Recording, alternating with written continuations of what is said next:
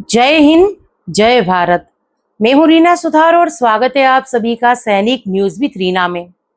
आज यानी कि 15 अगस्त के इस गौरवपूर्ण अवसर पर उन सभी वीर जवानों को मेरा कोटि कोटि नमन, जिन्होंने देश की आजादी और देश की रक्षा के लिए अपना सर्वस्व न्यौछावर कर दिया।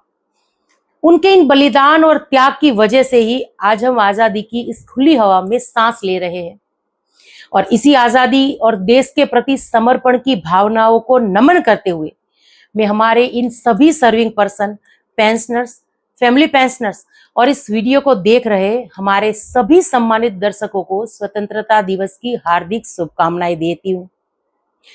और अब बात करते हैं देश की सेवा करने वाले हमारे जवानों और कर्मचारियों की हो अगर, तो उसकी सेवा के बाद मिलने वाले सम्मान, अधिकार और आर्थिक सुरक्षा की बात भी उतनी ही महत्वपूर्ण हो जाती है। और इसी से जुड़ी हुई आज की खबर देश के हमारे लाखों केंद्रीय सरकारी कर्मचारियों, पेंशनर्स और फैमिली पेंशनर्स के लिए भी बेहद ही महत्वपूर्ण हो जाती है। यानी आज के इस वीडियो की जो जानकारी है हमारे सभी डिफेंस के पर्सन, फैमिली पेंशनर्स और वेटरन्स के साथ साथ सभी केंद्रीय कर्मचारियों और पेंशनर्स के लिए भी बेहद ही खास है, क्योंकि 8वें वेतन आयोग को लेकर एक बार फिर बड़ा मुद्दा सामने आया है। क्योंकि पेंशनर्स और कर्मचारी संगठनों ने सरकार से 8 पे कमीशन के टर्म ऑफ रेफरेंस यानी टीओआर में बदलाव की बहुत बड़ी मांग रखी है।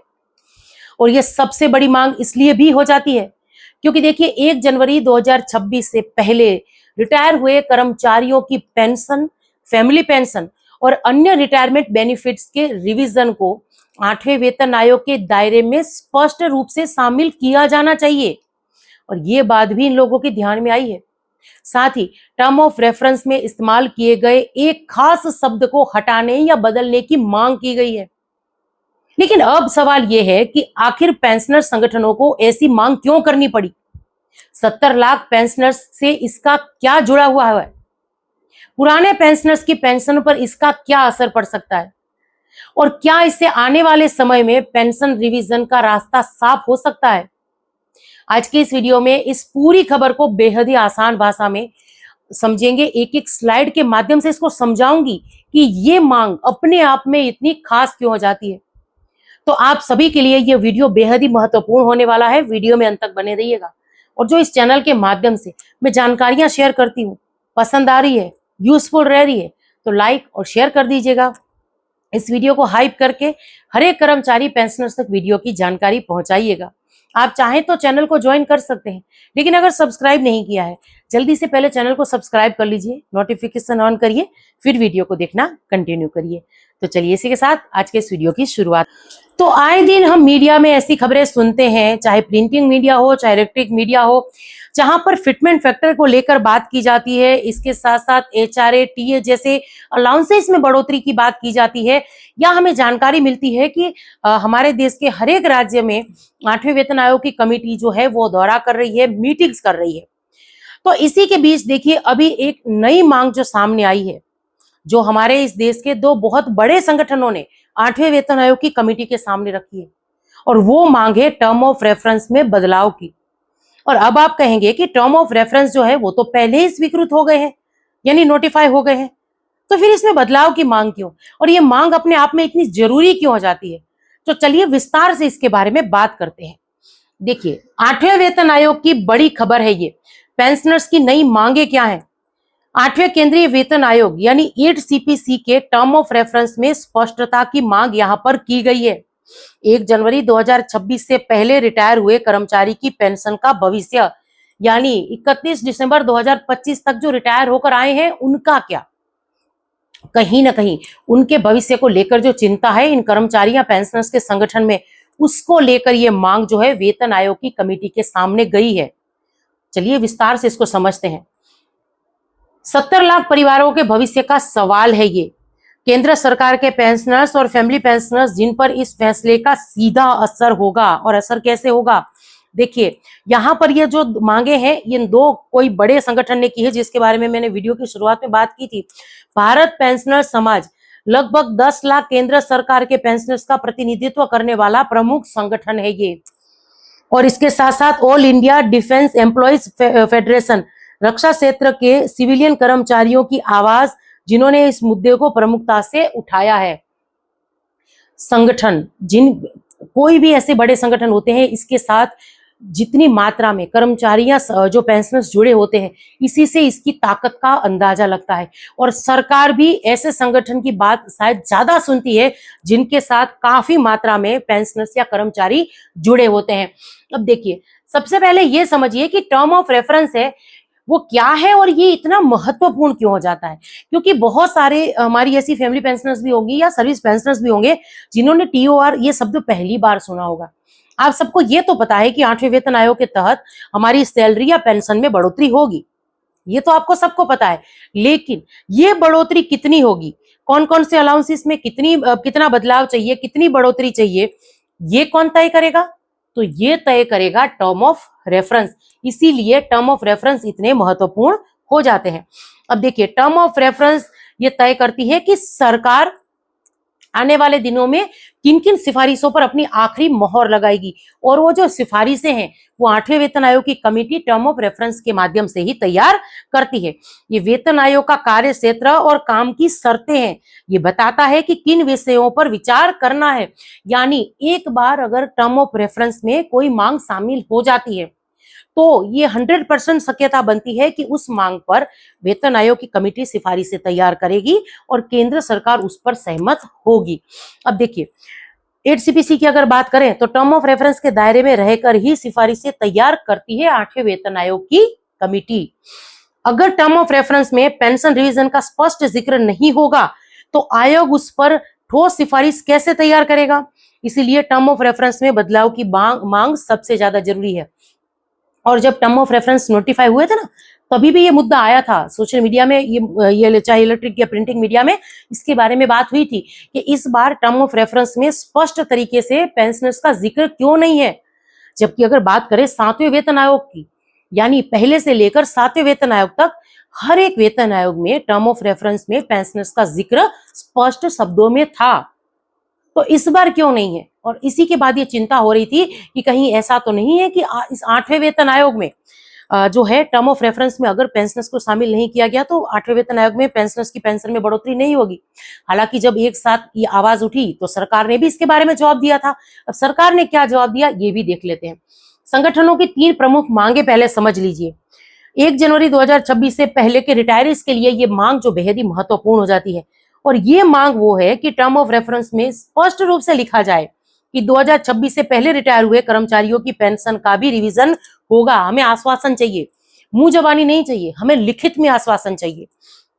फैमिली पेंशनर्स के रिवीजन को लेकर यह कहा है कि सिर्फ रिटायर कर्मचारियों तक सीमित नहीं होना चाहिए, पारिवारिक पेंशन यानी फैमिली पेंशन के रिवीजन को भी आयोग के कार्य क्षेत्र में शामिल किया जाए। यानी सर्विस पेंशनर्स के साथ साथ फैमिली पेंशनर्स की भी पेंशन बढ़नी चाहिए। अलग अलग समय पर रिटायर हुए कर्मचारियों के बीच पेंशन में समानता हो और अन्य रिटायरमेंट बेनिफिट्स की भी समीक्षा हो। यानी जो बहुत सारे ऐसे कमेंट्स आते हैं कि मैम 2006 से पहले जो रिटायर होकर आए हैं उनका क्या, उनकी पेंशन में असमानता है। तो अब सबकी पेंशन एक समान होनी चाहिए, कुछ इसके लिए भी बात यहाँ पर की गई है। और इसके साथ ये विवादित शब्द यानी अनफंडेड कॉस्ट पर वैचारिक टकराव हो रहा है। टर्म ऑफ रेफरेंस में इस्तेमाल किए गए unfunded cost of non contributory pension scheme शब्द पर संगठनों ने कड़ी आपत्ति जताई है और इसे हटाने की मांग की है। सरकारी शब्दावली का नजरिया आप समझते चलिए, ये सिर्फ एक शब्द नहीं है, लेकिन आने वाले दिनों में पेंशनर्स को पेंशन में रिवीजन ना करना पड़े, इसके लिए ये कोई एक चाल भी हो सकती है। पेंशन को केवल सरकार की एक अनफंडेड लिबरेटरी बिना फंड वाली देनदारी यानी कि खर्चे के रूप में देखा जा रहा है। यानी ये कहा जा रहा है कि जो पेंशन दे रहे हैं वो सरकार के लिए एक बोझ है, यानी सरकार उस पर खर्च कर रही है, जो कि बिल्कुल गलत है। पेंशन कोई खैरात या बोझ नहीं है, ये माननीय सुप्रीम कोर्ट भी पहले मान चुका है। ये कर्मचारी की वर्षों की सेवा के बदले अर्जित अधिकार है, यानी ये वो पैसा है जो केंद्र सरकार ने कमाया है, जिसको आप उसके रिटायरमेंट के बाद दे रहे हैं उसको। लेकिन अभी तक क्या तय हुआ है और क्या नहीं हुआ, इसको समझते चलिए।